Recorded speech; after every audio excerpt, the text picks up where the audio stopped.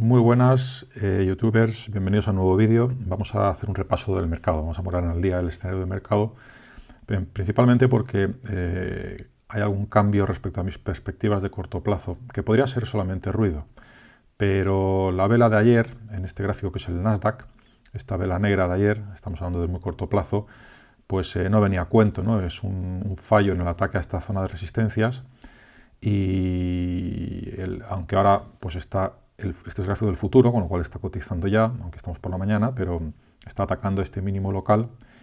Para mí es una lectura de debilidad y de expectativa enfriada y riesgo de que podamos, pues que el escenario realmente sea, tampoco es una novedad, ¿no? Que estamos en fase correctiva, ¿no? Estamos en una fase correctiva. Este sigue siendo el índice fuerte, pero no significa que no pueda caer, que no pueda corregir y dirigirse a esa zona de retroceso del 23%, retroceso de Fibonacci, de toda la subida que empieza desde los mínimos de marzo, ¿no? De los mínimos de la pandemia, de marzo de 2020.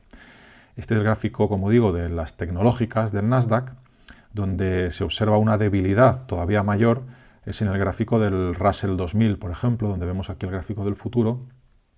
Vamos a darle también perspectiva y lo que se aprecia aquí es un movimiento lateral desde hace ya muchos meses, realmente todo el año 2021, y como ya comentamos en un vídeo anterior, un intento de escape alcista fallido que ha provocado una reacción fuerte a la baja. Eso es una lectura de debilidad que comentamos en su día, y lo que hemos tenido ya es ese rebote, que es normal, que debe de producirse. Lo normal sería que no se produjera. Después de una caída de este calibre tenemos un rebote. Este rebote ha sido suave, ha sido flojo. Podemos aplicar de la misma manera los retrocesos de Fibonacci a la caída en cuestión, es decir, al movimiento bajista que va desde este máximo histórico hasta el mínimo que marcó en diciembre, a principios de diciembre, y ver el retroceso o los niveles de retroceso de esa caída, ¿no?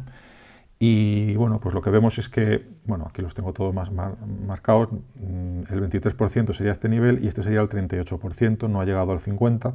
En cualquier caso, como digo, es un rebote normal, pero no ha podido. Hay una vela negra fuerte que es esta, que es una vela de ruptura, y el nivel medio de esa vela es considerado, como todas las velas grandes, ya sean negras o blancas, como niveles de soporte o de resistencia, en este caso de resistencia, puesto que es una vela negra.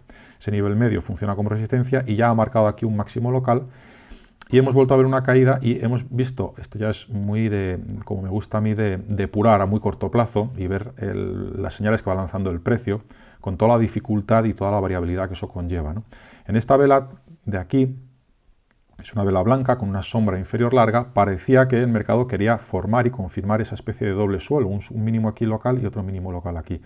La vela que formó ayer, después de un máximo, después de haber estado arriba, no es buena y está amenazando claramente el soporte. Por lo tanto, el Nasdaq, que hemos visto antes, amenazaría con seguir corrigiendo a la baja. En el Russell 2000, que es valores pequeños de la bolsa americana, pequeños bajo la perspectiva americana, está amenazando ese doble suelo que habría estado formando, pero eso implicaría también romper ese nivel de soporte en el que lleva todo el año realmente. Y bueno, aunque la estacionalidad siempre hay que tenerla en cuenta, no es una ciencia exacta, ¿eh? La estadística no significa que se va a cumplir todos los casos. Así que no deberíamos de descartar el riesgo de que se pueda producir pues una corrección o por lo menos un susto. Yo no creo que estemos en el principio de una tendencia bajista, pero sí un susto. Tengo que recordar el escenario que realmente estoy manejando ahora. Voy a volver a poner el gráfico del Nasdaq y lo voy a poner en velas semanales, ¿vale? Y, perdonad, en velas semanales.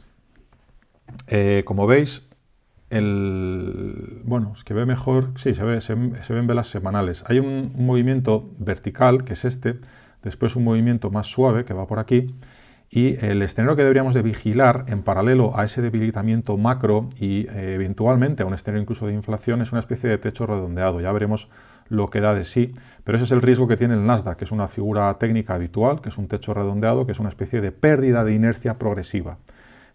Eso no significa que en un momento dado no podamos tener un susto para luego rebotar y que ese techo no va a ser tan lineal como aquí lo estoy dibujando. ¿Me explico? Va a ser, la media va a ser como lineal, pero no va a ser, vamos a tener dientes de sierra, es lo que quiero decir, ¿vale? Bien, eso es, digamos, el escenario de fondo en paralelo a lo que podríamos ver en bueno, pues en la macroeconomía. Esto es el índice, hemos visto bolsas americanas, tenemos el Nasdaq, hemos visto el Russell 2000 y quiero mostraros ahora el Eurostoxx, que tiene una figura en velas diarias también. Vamos a ponerlo, a ver si se me carga. No quiere cargarse ahora. El Eurostoxx, ¿os acordáis que el Russell 2000 ha corregido? El Eurostoxx está en una figura parecida al Russell, quizá un poquito más fuerte, porque como veis la consolidación lateral del año 2021 está siendo en realidad aquí alcista. Vamos teniendo nuevos máximos, cada vez que hace un ciclo alcista el máximo es anterior. Eso está bien, máximos locales crecientes, y por ahora la definición de una tendencia también nos dice que los mínimos locales van siendo crecientes, y ya tenemos aquí una especie de directriz o zona de tendencia que podemos trazar y a vigilar. Pero esto es una figura, una pauta que a medida que se vaya confirmando, y esa es la forma de operar desde el punto de vista técnico, pues nos va invitando a ir reduciendo posiciones progresivamente y poco a poco. Teníamos un gap bajista que se formó, que es este gap bajista, que es la zona de resistencia, y al final ha llegado ese rebote, y el rebote se ha frenado en esa zona de gap, que es una zona de resistencia, un máximo local importante. No me atrevo a lanzar una conclusión, digamos, fuerte, no estamos lanzando una alarma, una alerta fuerte de mercado, porque realmente esta forma de moverse que estamos viendo aquí es típica de fases laterales, de fases de consolidación, donde el ruido, que es una palabra copiada de la física, el ruido realmente lo que significa es movimientos y bandazos sin ton ni son, ¿no? Como por ejemplo el movimiento de ayer, una sombra superior larga, una apertura de sesión, subida y caída para cerrar en mínimos de sesión, y hoy estamos abriendo con un gap bajista y formando una vela negra. Bueno, pues esto es una especie de rebote después de una acumulación de 1, 2, 3, 4 velas negras, ¿no? Con un doji entre medias, 4 velas negras de debilidad. Podríamos utilizar este gap alcista como soporte en el Eurostoxx, eso sería un soporte de corto plazo. Si rompe este soporte de corto plazo, malo. Pero bueno, en cualquier caso, toda esta zona de aquí es zona de consolidación, de ruido, lateral, sin tendencia. Entonces, de momento, pues es una tendencia alcista que está descansando, pero insisto, no descarto que si el Nasdaq pues, descansa, tiene algún susto, una debilidad, podamos ver, y tendría sentido, algún susto y por lo tanto una ruptura de esta directriz alcista y algún susto por debajo de esa directriz, atacar el retroceso de Fibonacci del 23%, que sería esta zona de soporte, y ahí veríamos la verdadera cara del mercado, si realmente hay fuerza para rebotar o no. Recordad que se está hablando mucho del agotamiento macro, del final de ciclo, etcétera, pero las cantidades ingentes de liquidez, los 3 trillones, ¿no? Los 3 billones que han lanzado los mercados, los bancos centrales, la Fed y el Banco Central Europeo en los mercados, lo difícil es calibrar las consecuencias que puede tener eso, la inercia alcista que eso puede provocar. Lo que hemos subido mucho, parece que ya se ha provocado mucho, pero es posible que quede todavía, sobre todo la velocidad a la que los bancos centrales pueden retirar los estímulos. Pues eso no significa que de la noche a la mañana el mercado vaya a caer. Se están lanzando muchas alarmas, muchas alertas, pero no significa que vaya a caer, digamos, de una forma irremediable. Lo normal sería que hubiera algún susto, que rompiera esa directriz, pero que después volviera a rebotar, ¿no? Que, por ejemplo, se apoyara en la base de esta canalización que tengo aquí trazada en el Eurostoxx, para después hacer eventualmente un pullback, y ese sería el punto clave en el que analizar y observar el comportamiento del mercado para saber si es un pullback y realmente hay que cerrar y vender posiciones, que seguramente por defecto es lo que habría que hacer en el caso de que se produjera, como digo, esta caída para luego el pullback, y estamos hablando dentro de unos meses, ¿no? Estaríamos hablando ya dentro del primer trimestre del año 2022, ¿no?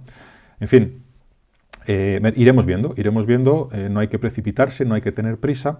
Lo que sí que se pueden poner en marcha son estrategias de cobertura eventualmente, o reducir ligeramente posiciones. La clave de todo en la gestión no es el blanco o negro en el que tiende a caer todo inversor, o estoy dentro o estoy fuera. Los detalles en la vida son los matices, y esa es la clave también en la gestión. Se trata de que pues, intentemos adaptarnos progresivamente a lo que vamos viendo en el mercado. No se trata de que estemos invertidos al 100% y de repente al 0%. Entonces, para mí estas señales, pues claramente desde hace un tiempo, pues significa que no es momento de ser agresivo, no es momento de estar al 100 y pico por ciento, sino de ir planteándose unas estrategias defensivas. Ya, si no es con opciones, pues en cualquier caso ir reduciendo un poco las posiciones, ¿de acuerdo? Entonces, hemos visto, por ejemplo, el SP500 me llamó la atención, fijaros lo que ha hecho. En el SP500 mi lectura no es tan de debilidad como en el Nasdaq. Este es el gráfico del SP500. Si os acordáis, el Nasdaq está como, veis que está ya como ligeramente hacia abajo respecto a los máximos que habían tendido, que había formado anteriormente. Es como un cambio de una rotación sectorial, y esa es la sensación que está lanzando el mercado, porque el Nasdaq está amenazando ese doble mínimo y estos máximos de aquí están relativamente alejados de los máximos anteriores, ha sido repelido en la zona de resistencia. Esa es digamos, mi lectura de debilidad a corto plazo. Y en el SP500, sin embargo, como veis, hay como más inercia. Es curioso, ¿no? Porque en teoría la ponderación es muy parecida, Estos máximos de aquí están a la misma altura de los máximos anteriores, ¿no? Este rebote ha permitido volver a máximos.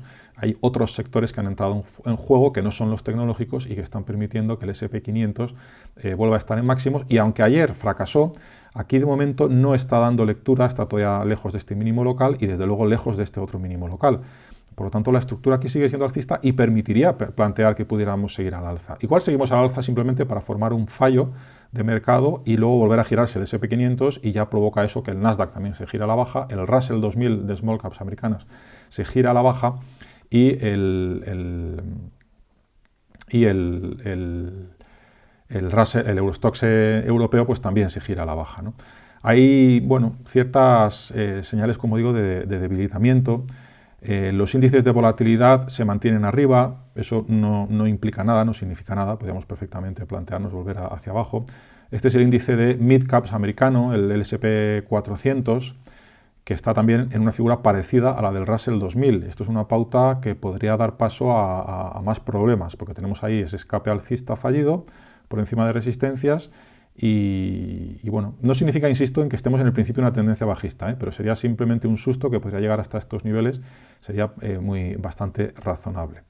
Vale, y este es el shares es que quería mostraros, no sé dónde lo tengo, quería mostraros también la diferencia entre los value y los small caps, ¿no? Por ejemplo, aquí tenemos el S&P Small Cap Value, ¿vale? Que combina dos factores que son las empresas pequeñas y la temática value, el factor value. Porque aquí quizá va a estar la diferencia, ¿no? Pero bueno, eso para no hacerlo muy largo lo comentaré eventualmente en otro vídeo, comparando factores y si podríamos estar en las puertas de una nueva rotación, como tuvimos hace un tiempo, pero que al final el año 2021 ha demostrado que las tecnológicas siguen estando muy fuertes. Pero podríamos tener un principio de rotación de nuevo hacia los value, ¿no? Las tecnológicas que descansen y las value que sigan al alza, ¿no? Entonces esto habrá que vigilarlo porque aquí estamos combinando las small caps y aquí lo que vemos en este gráfico de small caps y combinadas con value es que en comparación con el Russell 2000 que hemos visto antes, que son solamente small caps, independientemente de que sean value o no, si le añadimos el factor value, como estamos viendo aquí, como veis el año 2001 está siendo más bien alcista, y estos máximos, aunque ha fracasado, la vuelta a mínimos no ha sido tan vuelta a mínimos como en el Russell 2000, y eso no significa que no podamos tener algún susto, pero hay más fortaleza si le añadimos el factor value. Eso es un poco la lectura. No iba a decir menos debilidad, pero realmente no es menos debilidad, es más fortaleza, ¿vale?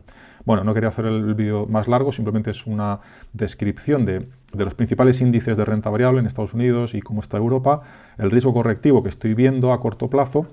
Y ahora plantearemos el tema del resto de activos, no bolsas, que realmente es donde está la cuestión clave, ¿no? El riesgo de subida de tipos de interés, caída de los bonos, movimientos en las materias primas, el movimiento del euro y del dólar, todos esos movimientos de placas tectónicas que al final también están correlacionados con la bolsa y tienen consecuencias también con la bolsa, con los mercados de renta variable.